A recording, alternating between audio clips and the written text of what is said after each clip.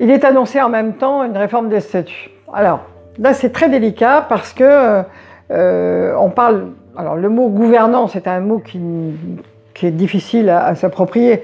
Disons, l'organisation du pouvoir à l'intérieur du Crédit Mutuel de Bretagne et du Crédit Mutuel du Sud-Ouest, Arkea, l'organisation est en train de changer ou de pouvoir être changée. Parce que, aujourd'hui, ce n'est qu'une annonce. C'est-à-dire que le président Jean-Pierre Denis crée un directoire qui comptera 4-5 personnes, qui aura le pouvoir, qui va concentrer le pouvoir, c'est-à-dire que le président va concentrer les pouvoirs. Ensuite, il y aura un conseil de surveillance qui pourra bien évidemment attaquer, entre guillemets, les décisions les plus difficiles d'un directoire, certes, mais c'est compliqué. C'est-à-dire qu'on est en train de réécrire une histoire avec une force donnée au président. D'aucuns disent que c'est pour conforter les litiges concernant sa rémunération. C'est possible, parce qu'effectivement, il y avait une part dite variable, c'est-à-dire liée au résultat qui n'était pas légal.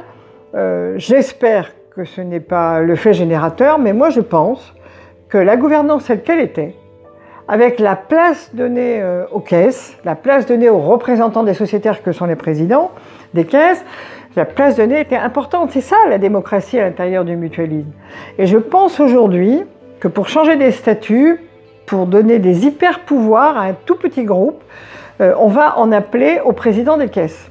Il va falloir que 2/3 des présidents de caisses disent on est d'accord. Moi j'en appelle à la responsabilité des présidents des caisses.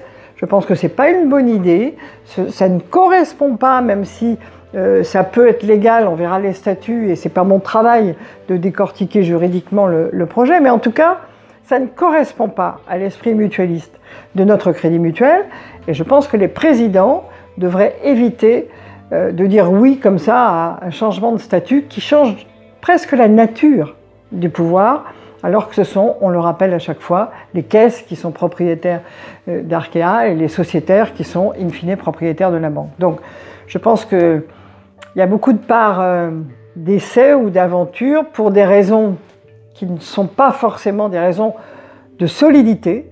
Or nous, on a besoin de solidité parce que nos particuliers, nos chefs d'entreprise, nos territoires ont besoin d'une banque solide et pas d'une sorte d'aventure comme ça qui se tricote un peu au fil du temps et parce qu'un directeur général est parti, à moins que le directeur général ne soit parti à cause de cette idée de changer les statuts, ça je ne sais.